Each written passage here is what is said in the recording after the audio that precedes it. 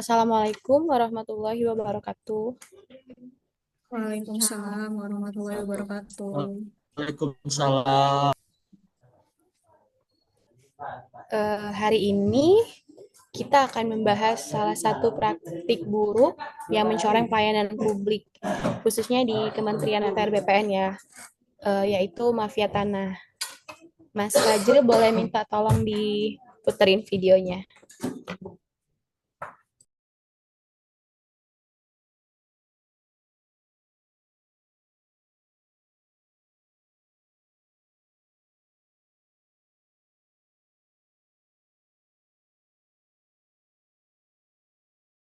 Itu kelompok rapi, terorganisir, dan tahu cara mainnya.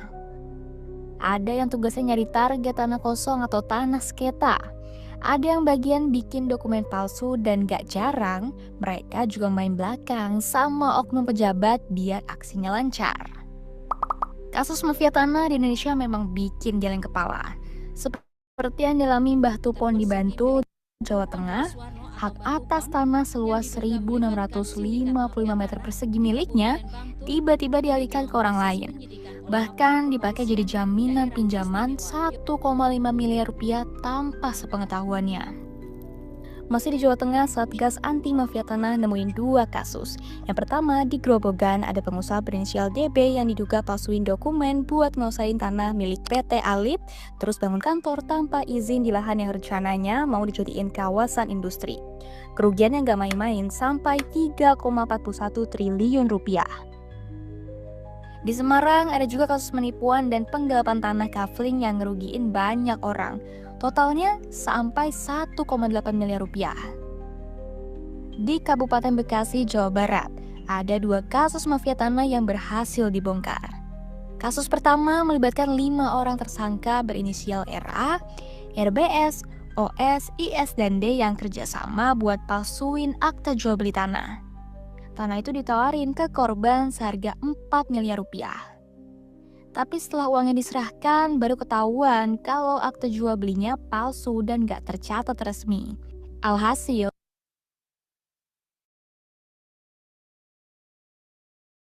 Baik, terima kasih Mas Fajril.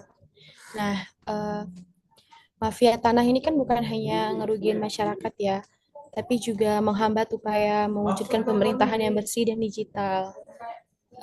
Buat ngemulai, mungkin dari Mbak Alvina bisa ngejelasin gitu apa sih akar permasalahan dari mafia tanah ini. Oke, Mbak terima Alvina, kasih. silakan. Oke, terima kasih Mbak Sela. Di sini aku mau jelasin kalau beberapa akar masalah dari mafia tanah itu dia terjadi karena diantaranya yang pertama lemahnya pengawasan internal dan kurangnya sistem kontrol yang ketat. Yang kedua, data pertanahan yang belum sepenuhnya digital dan terintegrasi sehingga rawan manipulasi. Yang ketiga, adanya oknum ASN yang menyalahgunakan jabatan demi kepentingan pribadi atau kelompok. Terus yang terakhir, rendahnya literasi hukum masyarakat. Ini ngebuat mereka mudah menjadi korban penipuan. Semua faktor ini membuka celah munculnya mafia tanah di lingkungan pertanahan, Mbak. Gitu. Oke, kalau kita bahas dampaknya, mungkin Mas Setiawan ada pendapat, silakan. Terima kasih Mbak Sela. Kalau kita lihat dari sisi dampaknya ya, mafia tanah itu sangat merugikan, baik bagi masyarakat maupun negara itu sendiri ya. Yang pertama yaitu masyarakat kehilangan hak atas tanah mereka itu sendiri, baik karena pemalsuan sertifikat maupun intimidasi. Yang kedua itu menurunkan kepercayaan publik terhadap instansi pemerintah itu sendiri. Yang ketiga yaitu menghambat investasi dan pembangunan karena status lahan menjadi tidak jelas ya. Ini jelas bertentangan dengan semangat smart governance yang menekankan pada transparansi, keadilan, dan pelayanan publik yang prima. Terima kasih Mbak Sel. Oke, benar sih yang dimaksud sama Mas Setiawan. Jadi, menurut Mbak Anissa nih, apa solusi konkret yang bisa mengatasi masalah ini? Makasih Mbak Sela. Jadi emang kita butuh solusi ya untuk masalah ini. Yang pertama itu kita bisa adain percepatan digitalisasi data pertanahan lewat sertifikat elektronik atau juga sistem online yang terintegrasi ya. Terus kita juga bisa ningkatin pengawasan dan ngasih sanksi tegas bagi pelaku, termasuk juga ASN yang terlibat. Kita juga bisa ngasih sosialisasi ke masyarakat tentang hak pertanahan dan prosedurnya. Yang terakhir, kita juga bisa memperkuat kolaborasi antar instansi gitu. Jadi dengan langkah-langkah ini diharapkan praktek mafia tanah itu bisa ditekan bahkan diberantas. Gitu sih, Mbak. Oke, nah kita sekarang bahas peran kita ya di sini sebagai ASN. Mas Fajril, boleh pendapatnya? Terima kasih Mbak Sela. Kalau dari sisi peran ASN ya, peran ASN dalam konteks ini sangat krusial sekali. Karena sebagai ASN kita, sebagai pelayan publik, kita itu dituntut untuk bekerja jujur, adil, dan transparan. Kemudian harus bisa menolak segala bentuk intervensi dan praktik curangan. Kita juga dituntut bisa menjadi penggerak transformasi digital ya dalam pelayanan pertanahan.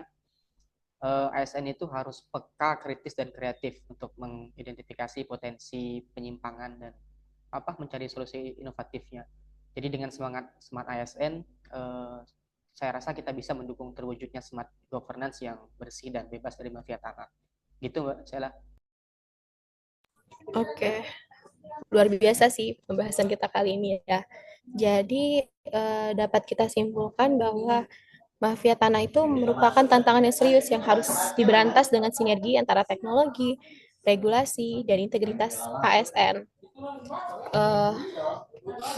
Kita percaya melalui smart ASN ini dan digitalisasi sistem, praktik-praktik buruk seperti ini bisa dihapuskan dan dari birokrasi kita.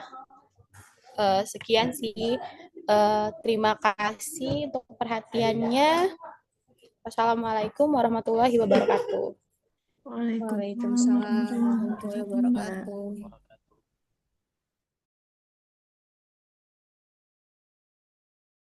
Assalamualaikum warahmatullahi wabarakatuh. Waalaikumsalam Waalaikumsalam warahmatullahi wabarakatuh. Selamat datang teman-teman dalam diskusi singkat kita pada hari ini mengenai best practice di Kementerian ATR BPN yang menjadi langkah nyata dalam mewujudkan smart governance. Salah satu inovasi terbaik adalah alih media sertifikat fisik menjadi sertifikat digital.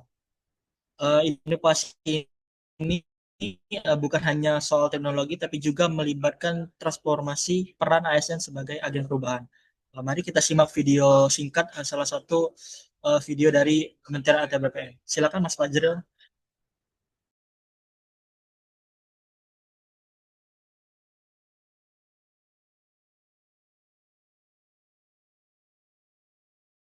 Yo ayo alih media, para pemilik tanah di penjuru Indonesia. Selamat datang di era baru, masa depan yang cerah. Kini semua lebih mudah, aman dan terpercaya. Yo alih media ke sertifikat elektronik. Sertifikat elektronik berjuta manfaat. Data terenkripsi, aman terlindungi. Sertifikat elektronik berjuta manfaat. Yo alih media ke sertifikat elektronik. Hindari mafia tanah dengan sertifikat elektronik. Tidak bikin panik, jauh lebih efektif, mudah diakses dalam sentuh tanganku. Andal, Aman, yo ayo alih media sekarang juga. dengan sertifikat elektronik. Sertifikat elektronik berjuta manfaat.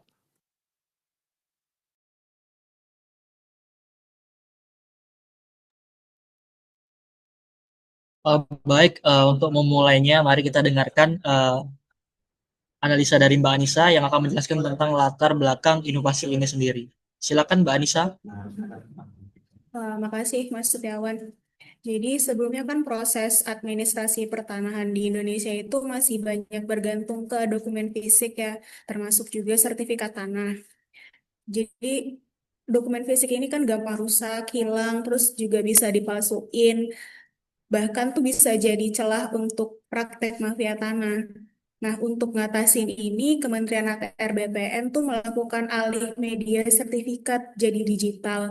Jadi ini juga bisa jadi bentuk komitmen untuk mewujudkan pelayanan pertanahan yang lebih aman, cepat, dan transparan. Gitu sih. Terima kasih Mbak Anissa untuk penjelasannya. Silakan Mas Fajril. Terima kasih Mas.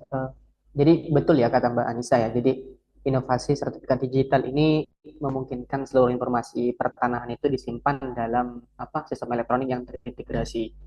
Jadi sertifikat elektronik itu di dalamnya udah punya QR code dan tanda tangan elektronik. Jadi bisa meminimalisir risiko kehilangan atau pemalsuan juga. Terus proses pencairan data itu lebih cepat dan efisien. Kemudian bisa juga mendukung percepatan layanan publik itu secara online. Jadi dengan transformasi ini sebagai sebagai wujud Kementerian ATR BPN menunjukkan bahwa birokrasi itu bisa adaptif terhadap era digital gitu, Mas.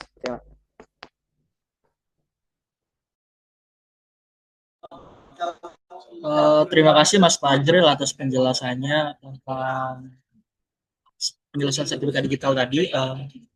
Saya mau mendengar penjelasan dari Mbak Sela tentang kaitannya dengan konsep Smart ASN itu sendiri. Silakan Mbak Sela. Baik, terima kasih Mas Setiawan. Nah, menurut saya sih inovasi ini tidak akan berhasil tanpa peran aktif dari Smart ASN. Jadi ASN yang terlibat itu harus melek teknologi dan mampu mengoperasikan sistem digital. Terus juga dia paham keamanan data dan etika digital. Terus juga siap berubah dan belajar hal baru gitu. Jadi Smart ASN ini dituntut untuk tidak hanya bekerja rutin, tapi juga inovatif, kolaboratif, dan responsif terhadap kebutuhan masyarakat. Dalam proyek sertifikat digital ini, ASN itu menjadi motor penggerak transformasi layanan. Gitu, Mas. Terima kasih.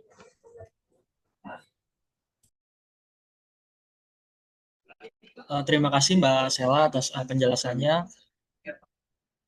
Mungkin kita juga membahas tentang kaitannya dengan manajemen ASN sendiri ya. Boleh silakan Mbak Asminas, kami tunggu pendapatnya. Baik, Mas Setiawan, kalau kita lihat dari sisi manajemen ASN, inovasi ini juga berdampak besar ya. Yang pertama, ASN perlu disiapkan melalui pengembangan kompetensi digital secara berkelanjutan. Kedua, proses rekrutmen, penempatan, hingga evaluasi ASN kini harus mempertimbangkan kecakapan teknologi dan adaptabilitas. Terus yang ketiga, manajemen ASN ini dituntut untuk lebih strategis mengelola SDM berbasis kinerja bukan hanya senioritas.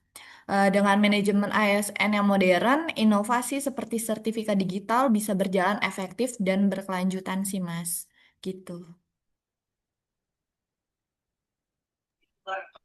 Terima kasih Mbak Alvina untuk penjelasannya.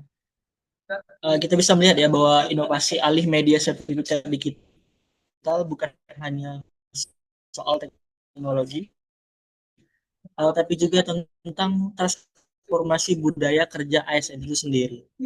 Smart ASN dan digital di instansi pemerintah itu sendiri. Semoga praktik baik ini bisa terus dikembangkan dan menjadi contoh bagi kementerian dan lembaga-lembaga lain. Untuk saya menutup diskusi kita pada hari ini, saya ucapkan terima kasih dan mohon maaf bila saya ada salah-salah kata. Wassalamualaikum warahmatullahi wabarakatuh. Terima kasih. Waalaikumsalam warahmatullahi wabarakatuh.